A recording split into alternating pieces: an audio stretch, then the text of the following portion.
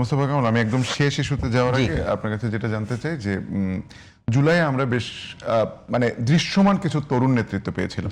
হ্যাঁ, এবং আপনি তো জুলাইয়ের দোকানের কথাও বললেন যে এই দোকান এবং অনেকে এটা ক্রেডিট নেওয়া।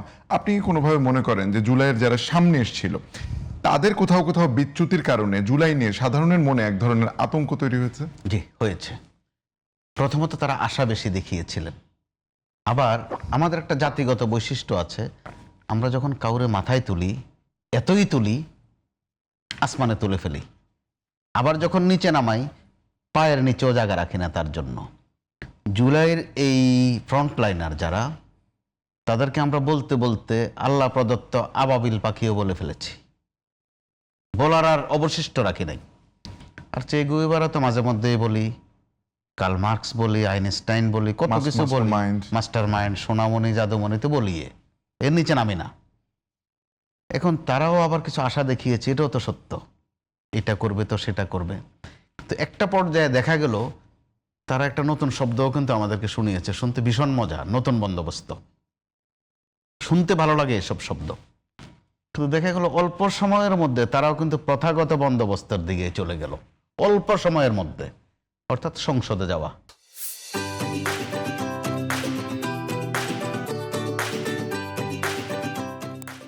তো তারা সংসদে না গেলেও কিন্তু ফ্রন্টলাইনার, সংসদে না গেলেও তারা জুলাই যোদ্ধা, এই তথ্য অস্বীকার করা যাবে না। তার আগেই তো তারা সরকার কাঠামোতে ছিলেন। তার আগেও সরকার কাঠামোতে ছিল, সেটা মধ্যবর্তী।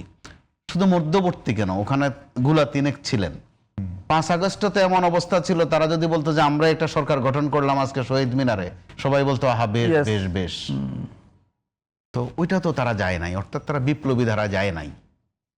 যার জেরে পরবর্তীতে তারা ওই প্রথাগত ব্যবস্থাতে এসেছে। প্রথাগত ব্যবস্থায় আসাতে তাদেরকে মূল্যায়নটা কিন্তু এই প্রথাগত মূল্যায়নে হবে। বিপ্লবী সরকার হলে কিন্তু প্রশ্ন আসতো না। এখন আপনি কি দেখেন, এখন কিন্তু আর বিপ্লবী বলা হয় না। যে 24-এর 5 আগস্ট যেটা হয়েছে এটা বিপ্লব ছিল না, তাহলে কি ছিল? গণ অভ্যুত্থান। না, তেমন গণ অভ্যুত্থানও না, কি যে একটু হাউকাউ। দেখেন আপনি শব্দের স্কেলটা দেখেন, যেটা 71 নিয়েও কিন্তু একটা পর্যায়ে বাংলাদেশে চলেছে বা এখনো চলছে গন্ডগোল। মুক্তিযুদ্ধও না, জনযুদ্ধও না, স্বাধীনতার সংগ্রাম না, একটু গন্ডগোল। জুলাই নিয়েও এখন সেটা হয়েছে। এরা যদি এমপি নাও হতেন তারপরও তারা কিন্তু আদরেই থাকতে পারতেন, কিন্তু এমপি হতে গিয়ে তারা যে কাণ্ড কীর্তিটা করেছেন, ক্ষণে বিএনপির সাথে একটু একটু দেন দরবার করেছেন, এসব তথ্য কিন্তু লুকানো নেই। আসন কয়টা দিলে রাজি হবেন, পরবর্তীতে জামাতের তারা রীতিমতো কবজায় চলে গেছে। এর মধ্যে দিয়ে জামাত কিন্তু ভালো লাভবান হয়েছে, যে জুলাইয়ের সৈনিকরা আমাদের সাথে আছে, তাদের ডেকোরেশনটা সুন্দর হয়েছে। মাঝে দিয়ে জুলাইয়ের এই হাফ ডজন অর্থাৎ 6 জন, তারা কিন্তু দেখেন সংসদে খুব বাজে অবস্থায় আছে। সেটা খেয়াল করবার মতো বিষয়। তাদেরকে যখন বলা হয় যে সংসদে এইভাবে হাঁটছেন কেন, হাঁটার সময় মাথাটা একটু নোয়াতে হয়, এটা কিন্তু মেসেজ।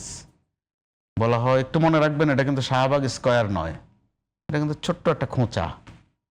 এতে করে তারা কিন্তু জ্বলে পড়ে যাচ্ছে, ভুল করেছে সেটাও বলতে পারছে না, আবার খুব শুদ্ধ হতে পারবে এরকম কোনো বার্তাও নেই। মাঝে মধ্যে শোনা যায় যে তারা জামাতের সাথে গিয়ে একটু লস করে ফেলেছে, তাদের কয়েকজন কিন্তু অলরেডি তাদের থেকে ছুটে গেছেন।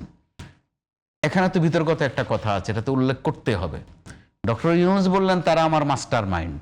তো আমি যদি সাদা মাটা বাংলা করি, মাস্টারও ইংরেজি, কোন মাস্টার বুঝাবে? ঢাকা ইউনিভার্সিটির মাস্টার বুঝাবে না স্কুলের মাস্টার বুঝাবে? মাইন্ডও ইংরেজি। যদি সাদা মাটা বাংলা করি, পাটাতন ধরতে পারি, ক্ষমতার ভিত্তি। তো ক্ষমতার ভিত্তিরা যে 5-6টা ভাগ হয়ে গেলেন, যিনি তাদের অভিভাবক ডাক দোহাই দিয়েছেন বলে তো আমরা কোনো তথ্য পাই নাই।